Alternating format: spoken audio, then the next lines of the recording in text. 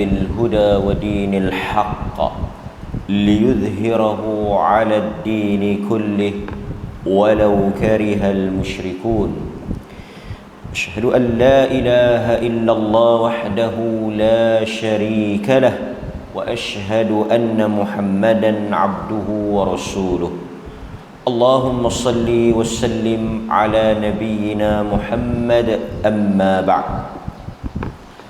Muslimin muslimat, tuan-tuan dan puan-puan yang dirahmati oleh Allah Subhanahu wa taala, seperti yang kita semua maklum, kita sedang berada di dalam bulan yang sangat mulia di sisi Allah Subhanahu wa taala, yang disebut di dalam hadis Nabi sallallahu alaihi wasallam sebagai bulan Allah.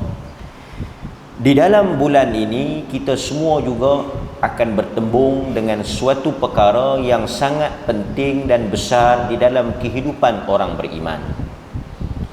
Nabi sallallahu alaihi wasallam apabila berhijrah daripada Mekah ke kota Madinah, Nabi melihat orang-orang Yahudi berpuasa pada hari yang ke-10 di dalam bulan Muharram. Sebab itu tuan-tuan, syariat atau amalan berpuasa ini wujud bukan sahaja di dalam syariat Nabi kita sallallahu alaihi wasallam, tetapi amalan atau ibadah berpuasa ini juga disyariatkan atau wujud ada di dalam syariat-syariat nabi-nabi sebelum daripada kita. Sebab itu apabila Allah Azza wa Jalla memerintahkan umat Islam, umat Nabi sallallahu alaihi wasallam untuk berpuasa, Allah menyatakan kama kutiba 'alal ladzina min qablikum, sama seperti mana yang telah diwajibkan kepada orang-orang sebelum daripada kamu.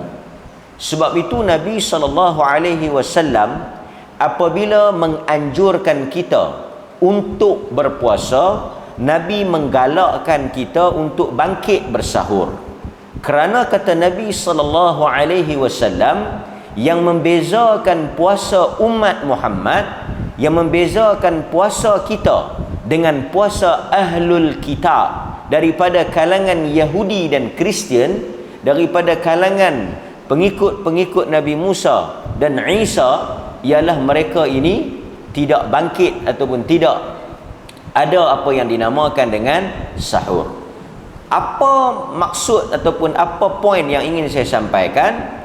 Tajuk berpuasa ini memang ada pada umat-umat sebelum daripada umat Nabi sallallahu alaihi wasallam. Menariknya, apabila Nabi sallallahu alaihi wasallam sampai ke kota Madinah, Nabi melihat orang-orang Yahudi berpuasa pada hari tersebut. Dan kita semua tahu tuan-tuan, orang-orang Yahudi ini mereka daripada Bani Israel, pengikut ataupun followers umat yang menjadi pengikut kepada Nabi Allah Musa alaihi salam. Jadi tentulah apa yang mereka lakukan ini ada kaitan dengan Nabi Allah Musa alaihi salam. Dan untuk makluman kita juga, seperti yang selalu kita sebut, Nabi Allah Musa alaihi salam ialah Nabi yang paling kerap diulang kisahnya di dalam Al-Quran. Nabi yang paling banyak ceritanya disebut dan diceritakan di dalam Al-Quran. Nabi yang paling lengkap kisah hidup dia, sirah dia disebut di dalam Al-Quran. Sebab itu bila kita baca Al-Quran, seperti yang selalu saya ulang, selalu saya sebut, kita akan jumpa dengan banyak kisah-kisah yang Allah sebut tentang Nabi Musa dan Bani Israel. Bahkan di awal suratul Baqarah lagi, di awal suratul Baqarah lagi, kita telah jumpa kisah Nabi Allah Musa alaihi salam dengan Bani Israel. Sehingga kita sebut dinamakan suratul Baqarah itu berdasarkan peristiwa yang berlaku kepada Bani Israel. Apabila mereka meminta supaya Nabi Allah Musa alaihi salam menunjukkan kepada mereka siapakah yang membunuh seorang lelaki di kalangan mereka, maka Allah Subhanahu wa taala mengarahkan mereka untuk menyembelih lembu. Daripada peristiwa itu dinamakan suratul Baqarah. Jadi kita nampak menariknya cerita Musa ni banyak dalam Quran, sehingga kan sebahagian menyebut bahawa Al-Quran ini seakan-akan kitab Nabi Musa. Hatta Nabi SAW, kisah hidup ataupun ayat-ayat yang berkaitan dengan Nabi Muhammad SAW kurang nak dibandingkan dengan cerita Nabi Allah Musa AS, kerana banyak pengajaran dan juga teladan yang boleh kita ambil dan kita belajar daripada sikap Bani Israel. Dan Bani Israel ini ialah kelompok manusia ataupun bangsa keturunan yang paling banyak dipilih menjadi rasul. Kalau tuan-tuan baca di dalam sejarah, golongan atau umat kaum yang paling banyak dipilih, diangkat menjadi rasul adalah daripada kalangan Bani Israel. Bahkan nabi-nabi, rasul-rasul yang kita baca itu kebanyakan mereka daripada Bani Israel. Sebab itu mereka tidak boleh menerima Nabi sallallahu alaihi wasallam kerana Nabi bukan Bani Israel. Mereka mengetahui akan munculnya seorang Nabi di Madinah. Sebab itu kita tengok orang-orang Yahudi pergi duduk di Madinah. Mereka pergi duduk di Madinah kerana nak tunggu kemunculan Nabi akhir zaman, yang mana benda tersebut telah disebut di dalam Taurat, telah diberitahu di dalam Taurat. Jadi mereka duduk di Madinah tu nak tunggu Nabi akhir zaman, dan mereka menyangka bahawa Nabi akhir zaman itu ialah daripada Bani Israel. Sebab itu Allah Subhanahu wa taala sebut di dalam hadis yang Nabi SAW ceritakan kepada kita, dalam hadis yang diriwayatkan oleh Al-Imam Al-Bukhari, punyalah ramai nabi-nabi daripada Bani Israel ni, sehingga kan apabila matinya seorang nabi, dilantik lagi seorang nabi. Dan nabi-nabi inilah yang tasusuhumul anbiya. Nabi-nabi inilah yang menjadi pemerintah, yang menjadi pemimpin kepada Bani Israel. Banyak nabi-nabi daripada kalangan Bani Israel. Tapi tuan-tuan, kalau kita baca dalam cerita ataupun kisah Bani Israel yang disebut di dalam Al-Quran, kita akan jumpa perangai-perangai sikap buruk Bani Israel ni, yang walaupun banyak nikmat yang diberikan oleh Allah kepada mereka, tetapi mereka kufur, kafir, ingkar setelah daripada diberikan nikmat tersebut. Sehingga kan kalau tuan-tuan tengok Allah Subhanahu wa taala dalam kisah yang kita nak baca pada pagi ini secara ringkas, Allah menyelamatkan mereka daripada tentera-tentera Firaun. Dibelahnya lautan, laut terbelah, dan mereka boleh lalu cross laut tersebut. Tuan-tuan tahu apa yang berlaku selepas mereka selamat? Mereka melihat suatu kejadian yang begitu besar, tanda yang begitu hebat, mukjizat yang begitu dahsyat. Apabila mereka selamat, cross the line, cross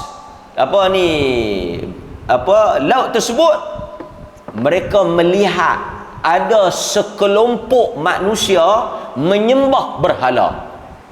Ni lepas daripada mereka tengok Nabi Musa pukul tongkat tu, terbelah laut, mereka cross laut tu, lintas laut tu, dan mereka tengok belakang Firaun tenggelam dengan tentera-tentera dia, mati habis. Mereka jumpa satu kaum seberang daripada laut tu, mereka jumpa satu kaum yang menyembah berhala. Apa mereka minta kepada Nabi Musa? Wahai Musa, tolong buat satu Tuhan, tolong jadikan satu Tuhan, patung berhala macam yang mereka sembah, untuk kami sembah. Sebaik sahaja diselamatkan, sebaik sahaja mereka lepas daripada balak musibah, terus mereka mensyirik dan kufur, minta satu benda yang diharamkan. Itu apa yang berlaku kepada Bani Israel yang dipimpin oleh Nabi Allah Musa alaihi salam. Kemudian banyak jugalah apabila mereka pergi bersama dengan Nabi Musa alaihi salam ke Palestin, Nabi Musa ajak untuk mereka berjuang bersama-sama untuk ambil balik Palestin. Mereka tak nak.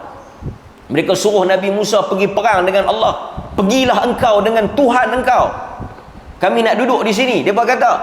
Kemudian Allah hukum mereka tersesat di padang pasir selama 40 tahun. Mereka duduk di padang pasir itu, tak tahu nak pergi mana. Pusing mai patah balik, pusing mai patah balik, pusing pi mai tempat tadi. Selama 40 tahun mereka tersesat di padang pasir. Kerana apa? Kerana ingkar kepada janji yang mereka buat kepada Nabi Allah Musa alaihi salam. Yang ni tuan-tuan boleh baca dan boleh tengok dalam surah Al-Ma'idah. Boleh tengok ada kisah mereka mungkir janji kepada Nabi Allah Musa alaihi salam. Banyaklah benda-benda yang mereka buat ni, yang mereka menganiayai diri mereka sendiri. Umpamanya ketika Nabi Allah Musa alaihi salam, dalam cerita yang masyhur yang selalu kita dengar, Nabi Allah Musa tinggalkan mereka dengan Nabi Allah Harun alaihi salam, pergi bermunajat di Bukit Tursina, di Wadi Mubarakah, yang diberkati. Nabi Allah Musa pergi bercakap, bermunajat dengan Allah. Kemudian ditinggalkan mereka ini selama 40 hari. Apa yang berlaku tuan-tuan? Dalam tempoh ditinggalkan oleh Nabi Musa alaihi salam, mereka telah menyembah anak patung lembu. Mereka telah menyembah patung anak lembu yang dibuat oleh seorang lelaki Samiri. Dia buat satu patung anak lembu yang boleh bersuara. Teknologi pada zaman tu boleh mengeluarkan bunyi seperti bunyi lembu. Baru saja ditinggalkan oleh Nabi Musa, dan ada Nabi Harun ketika itu bersama dengan mereka. Mereka telah sembah. Thumma ittakhadhtumul ijl min ba'dih. Mereka telah ambil anak lembu itu sebagai Tuhan yang disembah. Sebab itu kalau tuan-tuan tengok cerita-cerita tentang Firaun, cerita-cerita tentang Mesir, tuan-tuan akan nampak satu patung atau satu gambar anak lembu dalam Tuhan Mesir kuno. Kan tuan-tuan tengok dalam cerita kalau yang mudahnya cerita The Mummy, The Mummy kan, The Mummy, mumia. Mumia, cerita mami tu, ataupun cerita-cerita yang berkaitan dengan Mesir lah. Ada dokumentari tentang piramid ke, tuan-tuan akan tengok tentang patung ataupun gambar anak lembu yang dilukis ataupun yang dipercayai oleh masyarakat Mesir. Kan? Baik. Kita tengok sedikit apa yang kita nak ulas berhubung dengan 10 Muharram, yang mana tuan-tuan kita tak lama lagi akan masuk 10 Muharram. Dan memang pada hari ini juga tuan-tuan, dan hari-hari yang mendatang ini digalakkan untuk kita berpuasa. Kita memperbanyakkan berpuasa kerana Nabi SAW menyebut tentang kelebihan berpuasa di dalam bulan Muharram. Bahkan tuan-tuan, kalau dalam hadis yang diriwayatkan oleh Imam Muslim, Nabi kata sebaik-baik salat selepas daripada salat fardu ialah salat Nabi kata sebaik-baik salat selepas daripada salat fardu ialah salat malam. Sebaik-baik salat, afdalus salah, sebaik-baik semayang ni selepas daripada semayang wajib. Kerana kita tahu dalam ranking amalan ni yang paling tinggi, yang paling besar, yang tidak boleh ditandingi oleh mana-mana amalan ialah amalan fardu, amalan wajib. Berdasarkan kepada satu hadis kursi, Nabi SAW bersabda, Allah berkata, Allah berfirman, sesungguhnya aku mencintai hambaku yang mendekatkan diri denganku melalui amalan yang aku fardukan. Allah kata dia cinta, dia kasih kepada hamba-hambanya yang mendekatkan diri kepadanya dengan amalan yang dia wajibkan. Sebab itu tuan-tuan, kalau bertembung amalan wajib dengan amalan sunat, dahulukan amalan wajib, utamakan amalan wajib. Sebab itu yang ni kena faham. Sebab itu di kalangan para ulama, walaupun perbahasan dia panjang lah, sebab itu bila orang kata bertembung antara salat bertembung, sebagai contoh puasa ganti dengan puasa sunat, kan, seperti puasa 6 umpamanya, pada pandangan sebahagian ulama, puasa 6 tak boleh digabungkan dengan puasa ganti. Puasa ganti wajib, puasa 6 sunat. Dan pandangan sebahagian ulama, dia kata tak boleh gabung. Bila tak boleh gabung, timbul isu yang mana kita nak dahulukan. Maka di atas kaedah wajib itu lebih besar daripada sunat, wajib didahulukan daripada sunat, maka puasa ganti itu didahulukan daripada puasa 6. Perbahasan dia panjang lah. Perbahasan dia panjang. Ada sebahagian ulama mengatakan kita boleh lewatkan puasa ganti, kerana puasa ganti itu lebih panjang, lebih luas masa dia. Puasa 6 tu terhad. Ini cerita lain, tapi saya nak sebutnya apa? Di kalangan ulama dia kata dahulukan puasa ganti kerana itu wajib. Kita mari ke masjid, sebagai contoh, kita mari ke masjid, orang sudah qamat, nak mendirikan salat fardu. Kita sampai di masjid, orang qamat, Bilal qamat, sebab nak mendirikan sembahyang fardu. Kita mungkin baru masuk ataupun tengah sembahyang sunat. Walaupun sebahagian ulama, ni pun panjang, fiqh ni dia kalau buat contoh, dia kena cerita sikit lah, pasal dia ada perbahasan. Fiqh ni bila kita buat contoh, dia kena bahas sikit. Bila kita masuk dalam masjid, kita nak cerita kata dahulukan yang wajib ni. Bila kita masuk dalam masjid, sama ada kita tengah semayang ke, kita baru sampai ke apakah, apabila orang qamat, kita hendaklah memberhentikan salat kita, membatalkan salat kita, dan kita hendaklah segera masuk menyertai jamaah. Kerana Nabi SAW bersabda, idza uqimatis salah, apabila telah diiqamahkan salat, apabila telah dilaungkan iqamah, telah muazzin Tok Bilal telah qamat, fala salata lahu, maka tidak ada salat lagi melainkan salat wajib, salat fardu, illa maktubah, melainkan salat yang wajib. Maksudnya kalau dia tengah semayang, dia berhentikan salat dia masuk. Kalau yang baru terus dia masuk, dia join, tak payahlah dia kalut nak buat semayang sunat. Kalau dia mari subuh sekalipun, dia masuk. Ada orang tuan-tuan, dia masuk, dia tengok orang qamat, dia tak semayang sunat lagi, dia semayang sunat dulu dan dia masuk. Yang ni memang laju tu ya, kan? Sedangkan di dalam hadis kita masuk menyertai yang wajib. Lepas tu sunat sekali lagi kita nak buat macam mana? Rugilah. Kita qadha selepas daripada kita semayang wajib. Dibolehkan untuk kita qadha semayang sunat tu lepas daripada semayang wajib. Poinnya apa? Bila kita masuk, kita dahulukan yang wajib, utamakan yang wajib. Fardu bila bertembung dengan sunat, utamakan yang fardu. Itu yang lebih dituntut. Sebab itu hadirin mukminin, banyaklah pandangan-pandangan ulama yang mengatakan didahulukan ganti salat daripada semayang sunat. Ini semua muncul daripada besarnya ataupun utamanya yang wajib tadi. Sehingga kan tuan-tuan hadirin mukminin, kalaulah kita pergi satu masjid, tapi tuan-tuan saya kena sebut juga, yang isu tadi ni sebahagian ulama kata kalau kita tengah salat, kita habiskan baru kita masuk sah. Kerana berdasarkan kepada firman Allah, jangan kamu wala tubtilu a'malakum, jangan kamu batalkan amalan-amalan kamu tanpa sebab. Jadi saya nak sebutnya, ada di kalangan ulama-ulama fuqaha yang kata bila kita masuk, kita duduk semayang tu, kita perhabis dulu semayang tu, lepas tu baru kita masuk join, pasal kita tengah duduk semayang dah. Sebahagian ulama kata jangan batalkan macam tu saja. Sebahagian ulama kata bila kita masuk, orang dah qamat, tengah semayang pun tak ada semayang dah, Nabi kata tak ada semayang dah, terus masuk. Utamakan yang wajib, yang sunat tadi gugur. Kita batalkan, terus kita masuk.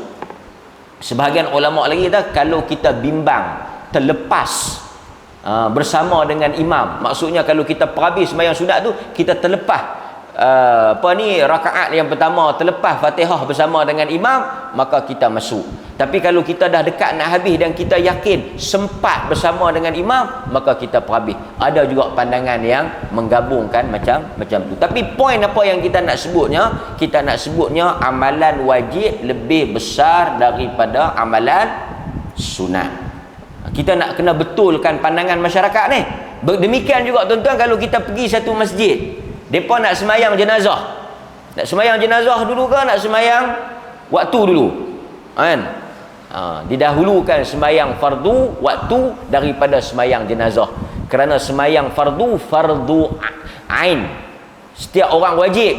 Sedangkan semayang jenazah tu fardu juga. Tapi fardu kifayah ataupun wajib kifai. Maksudnya dia fardu tapi tak semua orang wajib. Kalau sebahagian buat, sebahagian lagi gugur. Jadi kita nak dahulukan yang mana? Tentulah kita dahulukan sembahyang jenazah. Ini contoh-contoh yang menunjukkan bagaimana diutamakan yang wajib di atas yang sunat. Jadi Nabi SAW kata, sebaik-baik salat selepas daripada salat fardu ialah salat malam, tahajud, witir dan seumpamanya. Kemudian Nabi sambung, sebaik-baik puasa selepas daripada puasa Ramadan ialah puasa di bulan Allah Muharram. Ini hadis yang kita nak jadikan hujah ni. Sebaik-baik puasa selepas Ramadan ialah puasa di bulan Allah Muharram. Jadi tuan-tuan, secara umumnya pada bulan ini digalakkan untuk kita berpuasa berdasarkan hadis yang umum tadi. Di samping kita nak cerita yang Asyura tadi ni, yang 10 Muharram tadi, boleh? Okey. Hadirin mukminin, kalau kita tengok secara ringkas. Jadi tuan-tuan boleh puasa lah, tak ada masalah. Puasa apa? Puasa bulan Muharram. Puasa bulan Allah. Jadi kalau orang tanya ni hang duk puasa apa ni? Ku puasa bulan Allah. Puasa bulan Allah. Kalau tuan-tuan tak mampu banyak hari, tuan-tuan boleh teruskan Isnin Khamis tu. Tapi Isnin Khamis tuan-tuan pada bulan ini tak sama dengan Isnin Khamis tuan-tuan pada bulan hadapan. Itu saja yang saya boleh kongsi, kan? Nampak? Tuan-tuan puasa Isnin Khamis bulan ni ataupun tuan-tuan puasa 13, 14, 15, kelebihannya tidak sama dengan bulan depan. Kerana bulan depan tidak ada kelebihan dari sudut bulan. Dia bukan bulan haram, dia bukan bulan Allah, dia bulan halal yang biasa. Safar bulan biasa, dia tidak ada kelebihan. Maka rebutlah peluang kita berada di dalam bulan Muharram ni. Daripada Abdullah ibnu Abbas radhiyallahu anhuma, Allah meradai dia dan ayahnya. Abdullah ibnu Abbas berkata, qadiman Nabi sallallahu alaihi wasallam al-Madinah fara'a al-yahuda tasum yawma Ashura faqal ma hadha qal hadha yawmun salih hadha yawmun najjallahu bani Israil min aduwihim fasamahu Musa qal فأنا أحق بموسى منكم فصامه وأمر بصيامه. Hadis ni tuan-tuan menjadi dalil kepada puasa Ashura. Hadis yang diriwayatkan oleh Al-Imam Al-Bukhari. Apa maksud hadis ni? Mari kita dengar.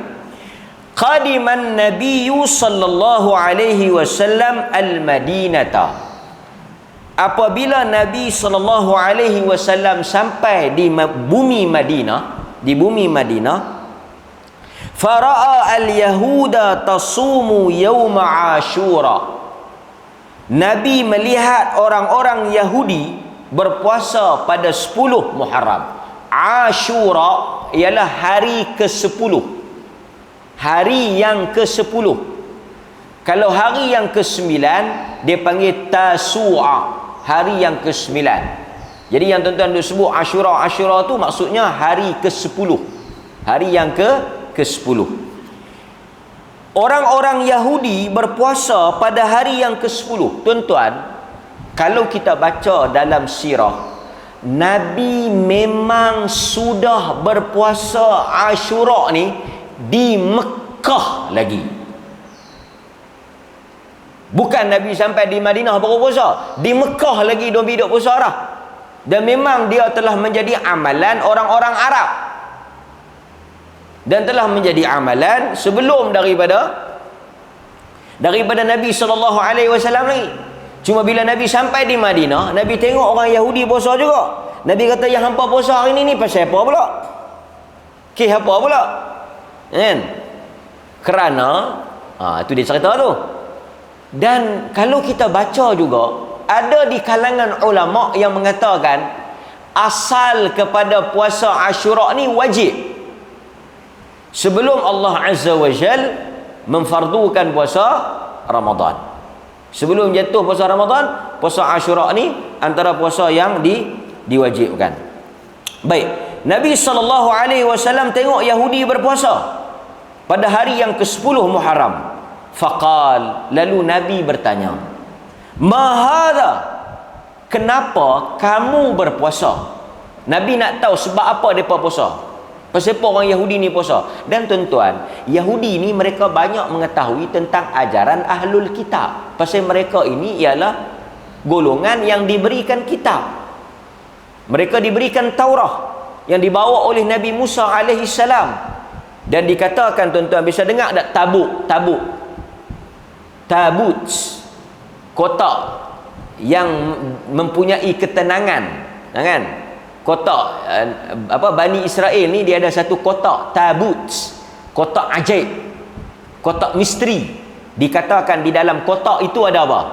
Banyaklah, tuan-tuan boleh baca dalam Quran, dia cerita tentang tabut. Ada apa dalam kotak tabut tu? Quran kata ada sakinah, ketenangan. Kalau kita baca dalam tafsir, ada kata dalam kotak tabut tu ada tongkat Nabi Musa. Dalam kotak tabut tu ada Taurah. Dalam kotak tabut tu ada barang peninggalan Nabi Musa. Jadi banyaklah pendapat yang kata apa ada dalam kotak tabut tu, kan? Jadi mereka ni ialah keturunan Ahlul Kitab. Ahlul Kitab, the people of the book. Mereka ni the people of the book. Dan mereka ni ada hukum hakam khas lah, ahli kitab ni, kan? Baik. Lalu mereka pun jawab. Mereka kata, hadza yaumun salih. Hadza yaumun salih. Hari ini adalah hari yang baik. 10 Muharram ni hari yang baik. Hari yang diberkati, hari salih. Hadza yaumun, pada hari inilah 10 Muharram inilah najjallahu bani Israel min aduwihim. Pada hari inilah Allah yunajji, menyelamatkan Musa dan Bani Israel daripada musuh mereka, iaitu Fir'aun dan tentera-tenteranya. Tuan-tuan tahu kan? Okey. Sebelum tu saya nak cerita sikit. Saya nak buat ringkas saja, tapi oleh kerana banyak benda kita boleh kongsi. Tuan-tuan, apa mukjizat Nabi Musa yang Allah beri kepada Nabi Musa? Tongkat, betul tak? Tongkat kan? Tongkat Nabi Musa. Tuan-tuan semua tahu kan? Okey. Pasal apa Allah Ta'ala bagi tongkat dekat Nabi Musa ni? Dan tongkat tu pula, dia macam tongkat apa? Macam. Kena dengar elok perkataan ni. Dia macam tongkat apa? Dia macam tongkat ahli sihir. Betul tak? Sebab dia boleh buat magic. Dia ketuk saja jadi macam ni. Dia lempak saja jadi ulang. Dia macam magic tau, macam silap mata, macam sihir. Tuan-tuan, okey. Ni kita kena pergi dalam sikit. Kita kena pergi belakang sikit. Pasal apa Allah bagi tongkat dekat Nabi Musa, Allah tak bagi tongkat dekat Nabi Muhammad? Pernah tak tuan-tuan tanya? Oh, jangan duk tanya, beriman. Taklah, tanya untuk kita belajar lah. Pasal apa Nabi Muhammad tak ada tongkat? boleh pergi ketuk kepala Abu Jahal ke, jadi apa-apa ke kan, apa dia ni tak ada makan zaman tu kan, kena boikot, tak ada makan, ketuk bagi ada makan. Pasal apa Nabi Muhammad tak ada tongkat? Sekali kita cerita, tuan-tuan, pada zaman Nabi Musa, ni kita kena tahu latar cerita Nabi Musa ni.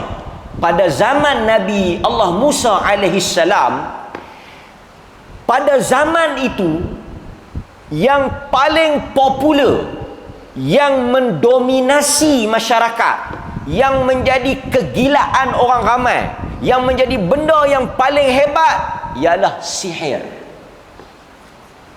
Tuan-tuan kena tahu cerita zaman tu.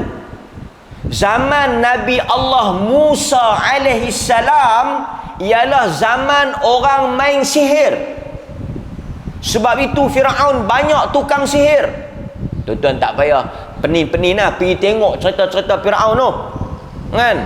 Tengok cerita-cerita Firaun tu, filem-filem Firaun tu, tengok semua tu cerita tukang, mesti ada watak tukang sihir. Tu cerita orang putih buat tu, mesti ada watak tukang sihir. Zaman tu memang zaman tukang sihir.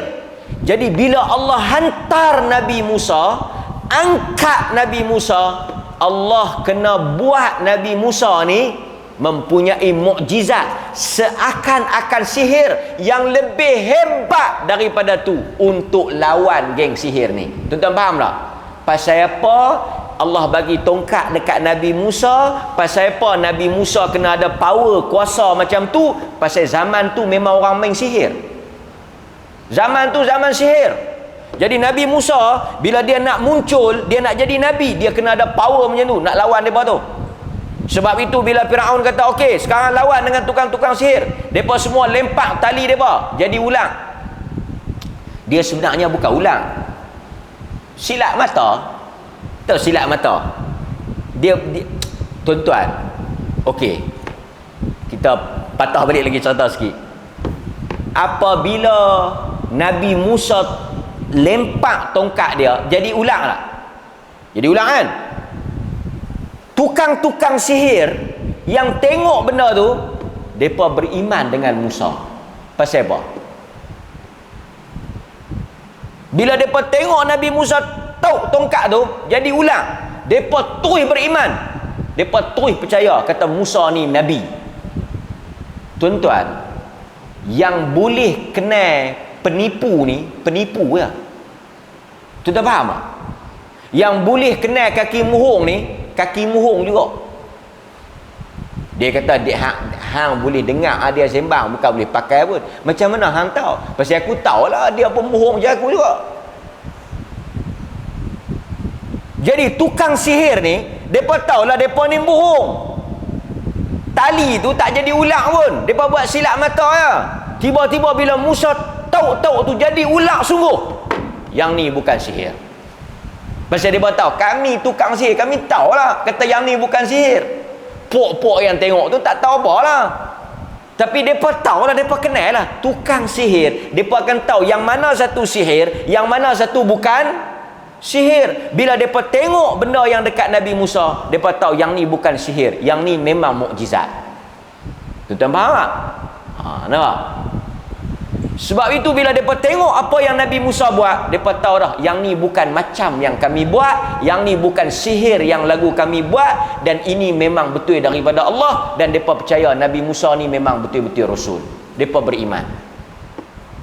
Mereka beriman. Nampak tuan? Sebab itu yang Nabi Musa betul bila lempak tu memang ulat betul. Yang mereka buat tu sihir. Nampak? Sebab itu tuan-tuan hadirin mukminin, kita duk tengok orang buat silat mata, duk tengok orang buat magic, duk tengok Tok Bomo buat, kita rasa hebat. Tapi sama-sama Tok Bomo, sama-sama depa tahu ini semua temberang. Ini semua bohong. Cuma hang bohong tera mana, aku bohong tera mana, hang sakal lagi ke aku sakal lagi. Tera tu ya. Tapi semua tahu pakat bohong belaka. Tapi bila depa tengok yang Nabi Musa, depa tahu dah kata yang ni bukan sihir. Baik, kita sambung balik. Jadi Nabi Musa kena ada tongkat, kena ada power pasal nak lawan dengan geng-geng sihir ni. Pada zaman itu zaman orang sihir. Tapi zaman Nabi SAW, orang tak main sihir. Zaman Nabi tak ada keperluan tongkat, tak perlu ada magic.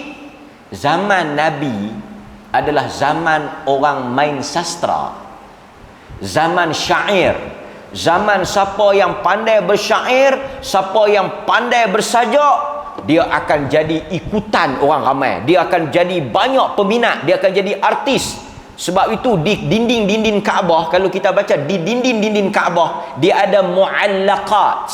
Muallaqat ni apa? Dia ada pertandingan syair, siapa menang, hebat karang syair, gantung di Kaabah. Oi, boleh gantung di dinding Kaabah ni kira habis meta. Sakana kan, tulis-tulis syair, bersyair. Masa tu syair ni, siapa yang pandai syair, artis, ramai follower. Kalau ada Facebook pun ramai like, kalau ada TikTok pun ramai. Kira masa tu mana ada lah kan Facebook, TikTok apa semua ni, memang harap bersyair lah. Mereka ada pasar uqas untuk pi bersyair. Dan sebab itu siapa yang pandai bersyair dianggap sebagai orang yang hebat. Syair ni dia berkaitan dengan apa? Kesastraan bahasa, kesusastraan bahasa, ketinggian bahasa, seni bahasa. Maka Allah bagi dekat Nabi Quran. Sebab Quran ni, cuba tuan-tuan tengok dalam Quran, pasal tu kita kena dengar juga Quran dari sudut bahasa Arab ni. Cuba tuan-tuan tengok Quran dalam bahasa Arab, dia meraihkan nilai, dia bagi sastra. Antaranya tuan-tuan tengok Quran, ayat-ayat yang di hujungnya berhenti pada huruf yang sama. Tuan-tuan perasan tak? Ada kan? Itu satu lah nak bagi tuan-tuan nampak, bagi mudah faham. Tuan-tuan bisa baca kan ayat-ayat yang hujung-hujungnya sama, rima di hujungnya sama. Boleh buat? Kita yang nak karang pantun pembayang, dua pembayang, dua apa? Pembayang satu lagi dua maksud kan? Pembayang dengan tu kan, nak bagi sama kan, gunung Daik bercabang tiga, kan, jauh apa, pulau Pandan jauh ke tengah, apa lagi, kan, budi yang baik dikenang jua, tu nak bagi rima hujung tu sama kan, nak bagi. Dan Quran ada qul huwallahu ahad Allahus samad lam yalid walam yulad walam yakul lahu kufuwan ahad. Tu hujung-hujung dia sama. Banyak lagi. Wal adiyati dhabha fal muriyati qadha. Tu banyak tu. Tu pasal apa? Pasal zaman itu ialah zaman sastra. Zaman orang nak dengar kehebatan bahasa. Sebab itu bila Nabi mai, orang-orang yang pandai sastra, tuan-tuan baca dalam sejarah, tokoh-tokoh yang pandai bahasa, bila dengar Quran, dia kata yang ni bukan orang buat, yang ni bukan orang karang. Orang tak boleh karang macam ni. Nampak? Depa ni pakar bahasa. Depa ni adib ni sastrawan. Depa dengar Nabi baca Quran, depa kata yang ni kalau manusia nak karang, manusia nak tulis, tak jadi. Yang ni bukan manusia karang, yang ni memang daripada Tuhan. Itu dia punya zaman tu, dia kena sesuai dengan apa tema masa tu. Zaman sihir, hantar mukjizat macam sihir. Zaman bahasa, hantar Quran, bagi hebat supaya orang dengar, yang ni bukan manusia buat. Nampak tuan? Okey. Kemudian sebab itu Nabi SAW dia berhadapan dengan musyrikin Mekah dengan Al-Quran. Dan Al-Quran ni dia tak macam tongkat Nabi Musa. Tongkat Nabi Musa wafat, tongkat tak tahu pergi mana. Tongkat tak tahu pergi mana. Tuan-tuan tahu tongkat pergi mana? Siapa bisa, kan ada simpan di rumah. Dia kata ada, Tok Wan aku tinggal batang tongkat. Aku tanya tongkat apa Tok Wan? Dia kata yang ni tongkat Nabi Musa. Wih, sakan Tok Wan, kita duduk di Aram, Nabi Musa duduk di Mesir, macam mana tongkat ni boleh mai? Dia pupus mai. Tak tahu kalau tuan-tuan jumpa. Macam-macam tongkat Nabi Musa ni, dia kata buat daripada kayu kokor. Tongkat Nabi Musa tu buat daripada kayu kokor. Jadi siapa yang nak dapat power macam tongkat Nabi Musa, kena ambil kayu kokor. Kan? Ini semua geng-geng menega kan? Dulu orang duk kata, tengok sakan tiang rumah hang ni kayu jati. Sakan aku tengok apa dinding rumah hang ni kayu cengal. Kita habaq kayu hebatlah. Satu zaman hari tu dulu kan popular kayu kokor. Dia tersakan tasbih hang, jangan memeng. Tasbih kayu kokor. Pasal apa? Kayu kokor ni hebat tahu mana?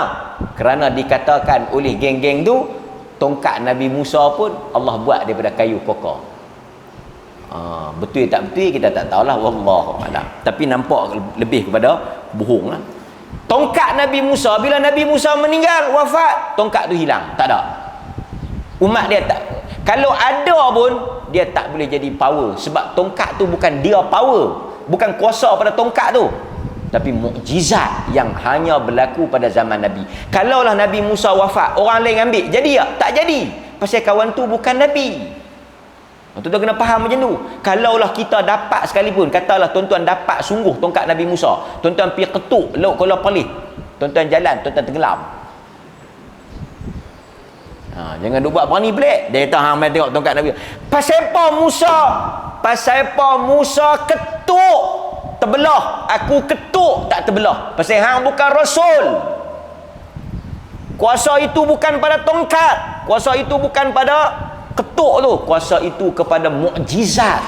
Sebab itu bila kita baca cerita Nabi Musa, kita bukan rasa hebat tongkat tu, kita bukan rasa tongkat tu power, kita rasa Tuhan yang mencipta tongkat itu yang berkuasa. Tuan-tuan jangan salah faham, selalu saya sebut benda ni. Bila tuan-tuan baca tentang unta Nabi Saleh, baca tentang tongkat Nabi Musa, baca tentang cerita-cerita mukjizat Nabi ni, benda-benda tu tak ada apa yang menjadikan benda tu berkuasa, Tuhan yang maha berkuasa. Sebab tu tongkat Nabi Musa habis, cerita dia habis. Tapi Nabi Muhammad sallallahu alaihi wasallam, dia tak ada tongkat, tapi dia ada satu mukjizat yang sampai hari ni wujud, Al-Quranul Karim. Tapi peliknya orang kita, dia kalut nak pergi duk cari tongkat, nak pergi duk cari cincin, nak pergi cari kasut, nak pergi cari baju, nak pergi cari macam-macam. Tali pinggang Nabi Sulaiman ada kan, pakat nak pergi duk kalut cari benda-benda yang tak ada power tu. Tapi Quran tak ramai orang nak baca, sedangkan itu yang berkuasa. Quran ni lebih hebat daripada tongkat Nabi Musa, lebih hebat daripada unta Nabi Saleh, lebih hebat daripada segala-galanya. Maka tuan-tuan, ambillah peluang bulan Muharram ni, bacalah Quran. Kemudian tuan-tuan, fasamahu Musa, maka berpuasalah Nabi Allah Musa alaihi salam. Qal, maka Nabi sallallahu alaihi wasallam berkata apa? Jadi Nabi Musa ni dia bersyukur di atas Allah menyelamatkan dia dan umatnya, dia berpuasa. Maka Nabi SAW pun kata, kalau begitu latar kisah sebab kamu berpuasa, Musa dengan aku adalah Nabi yang membawa agama yang sama, maka kami lebih berhak untuk mengikuti ataupun berpuasa untuk Musa. Maksudnya Nabi lebih layaklah berpuasa daripada Bani Israel, pasal Bani Israel tak ikut Nabi Musa dah. Jadi itu cerita 10 Muharram, hari di mana Allah menyelamatkan Nabi Musa dan hari di mana tenggelamnya Firaun. Dan tuan-tuan hadirin mukminin, satu benda lagi kita boleh belajar lah sikit lagi. Nabi Allah Musa lepas daripada, tuan-tuan tahu tak, ni cerita panjang lah, nanti insya-Allah kuliah kita bila-bila kita cerita. Apabila Allah suruh, ni malam nak jadi kejadian tu, apabila Allah suruh Nabi Musa keluar daripada Mesir, satu lagi orang kita, dia kalut sungguh, siapa dia Firaun yang lawan Musa? Dia nak cari Firaun yang lawan Musa tu siapa dia, yang mana satu? Dak yang hang duk pergi cari Firaun yang lawan Musa tu buat apa? Allah hanya sebut Firaun. Firaun ni bukan nama orang, Firaun gelaran kepada Raja Mesir. Siapa yang jadi Raja Mesir akan digelar Firaun.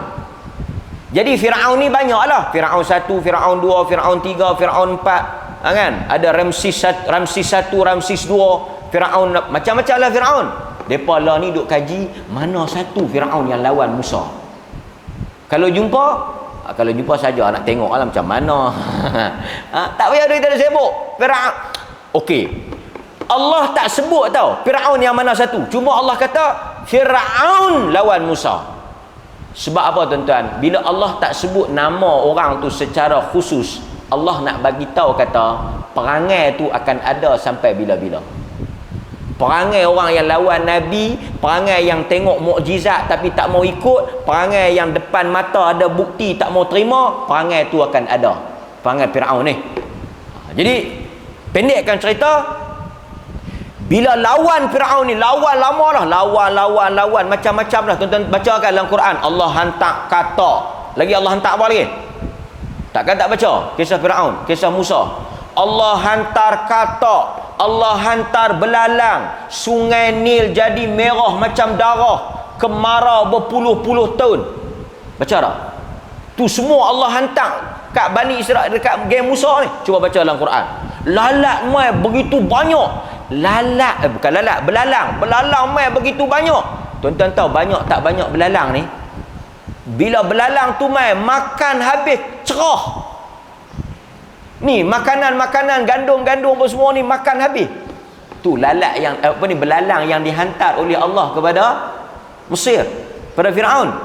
Dan tuan-tuan kalau ada TV di rumah, cuba tuan-tuan tengok satu dokumentari belalang Afrika. Belalang Afrika ni hari ni cuti kan, tak ada nak pergi mana, hujan pula, balik pergi tengok cerita belalang Afrika. Belalang Afrika ni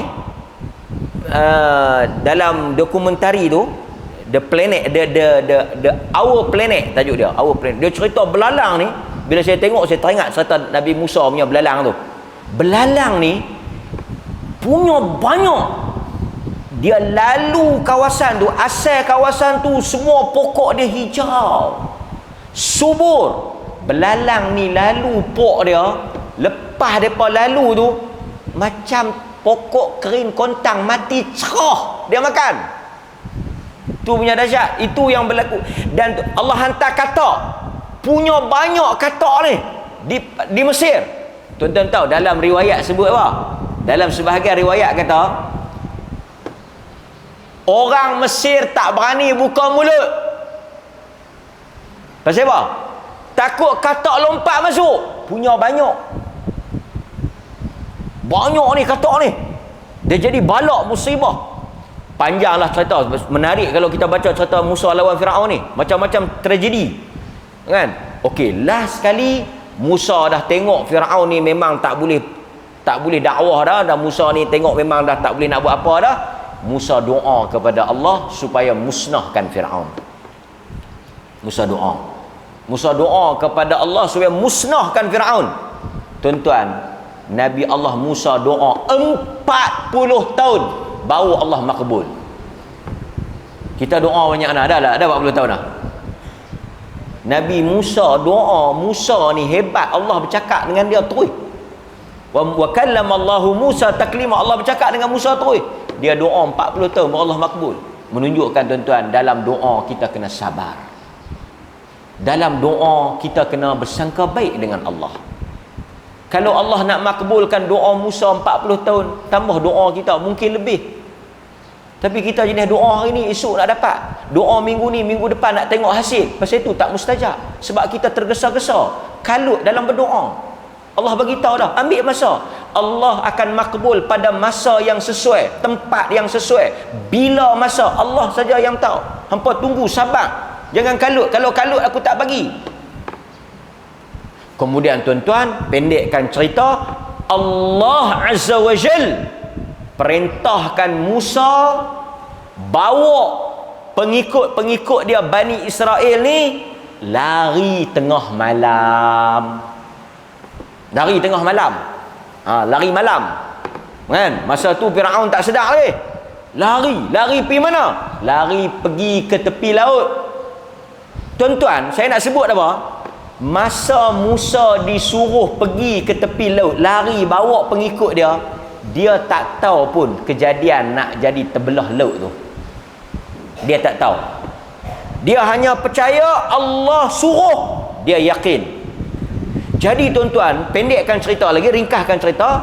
Nabi Musa esoknya, bila dia dah lari dah, Firaun dah sedar.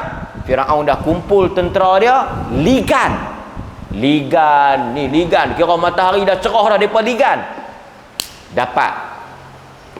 Tuan-tuan, di hadapan laut, di belakang tentera Firaun. Depan laut, dia tak tahu lagi, kata laut terbelah, dia tak tahu, dia tak habaq. Dia kata hampa jangan takut, kita lari.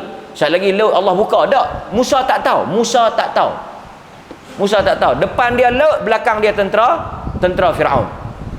Depan mati, belakang mati.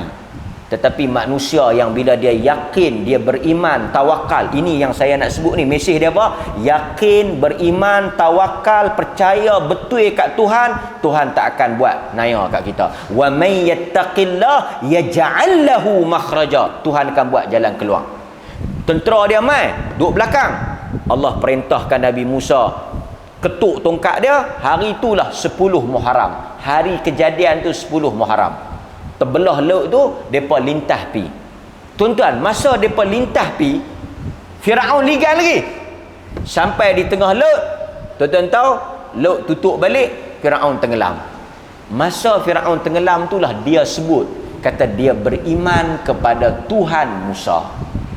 Bila nyawa duduk tang ni. Nak tenggelam lah, duduk tang ni lah.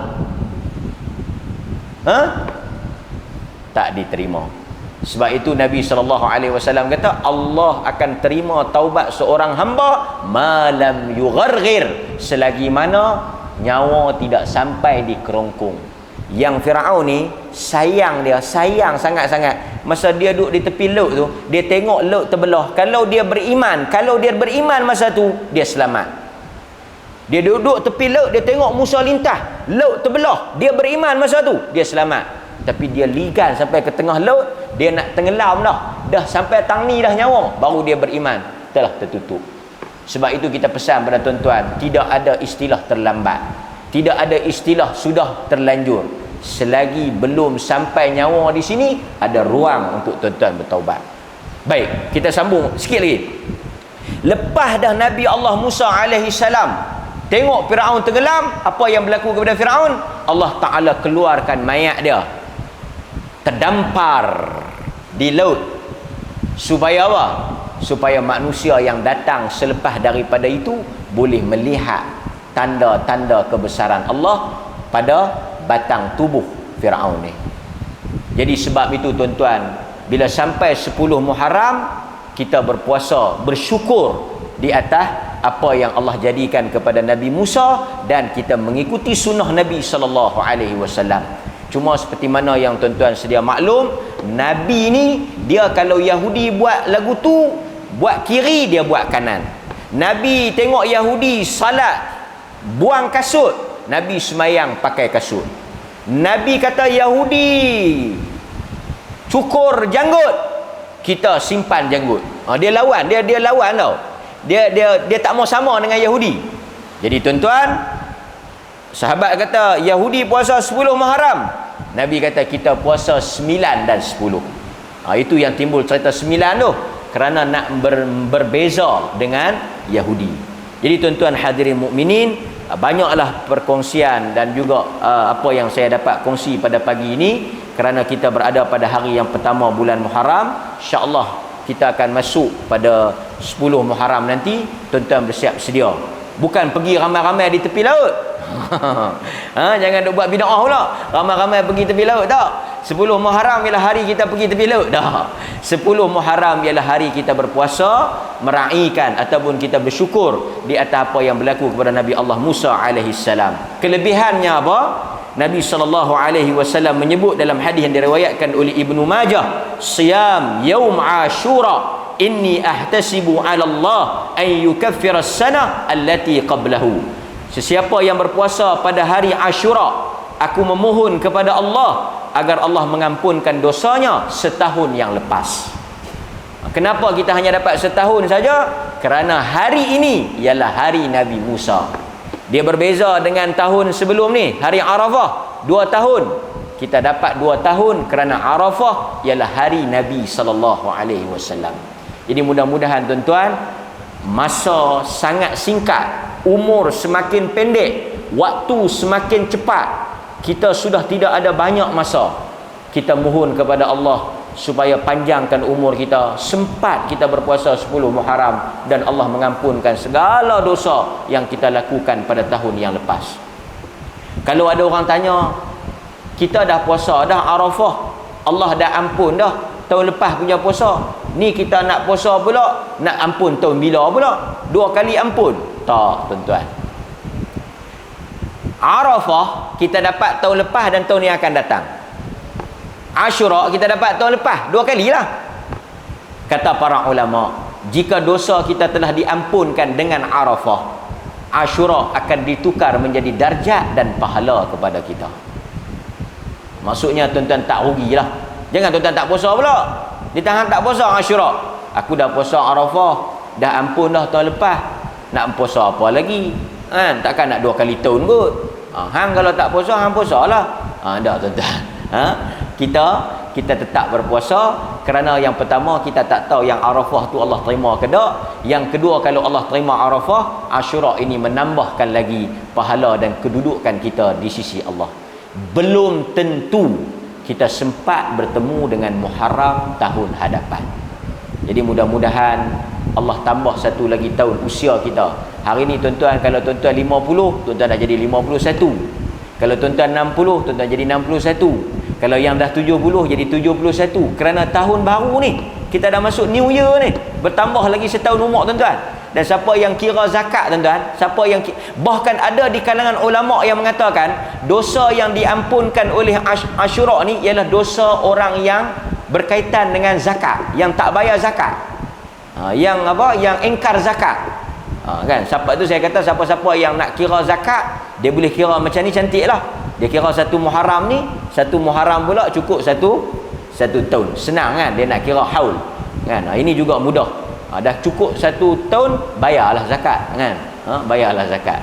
Itulah apa yang boleh kita ambil pada pagi ni. Mudah-mudahan dengan hari yang hujan ni, tuan-tuan banyakkanlah doa, mutirna bi fadlillah, Allahumma inna nas'aluka sayyiban nafi'a. Kita diberi rezeki di atas kurniaan Allah.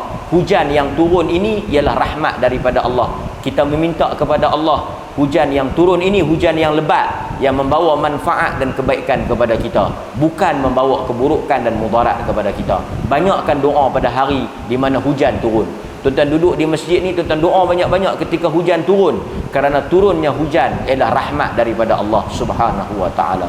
Mudah-mudahan Allah merahmati satu Muharram kita hari ini, dan doalah banyak-banyak supaya tahun yang akan kita masuk ini menjadi tahun yang diberkati, tahun yang diampunkan dosanya, tahun yang Allah Ta'ala menjadikan kita lebih baik daripada tahun sebelum ini, dan menjadikan kita sekiranya ini tahun yang terakhir, menutup kehidupan kita dengan husnul khatimah. Aqulu ma sami'tum, astaghfirullahal azim li wa lakum, wa billahi taufiq wal hidayah.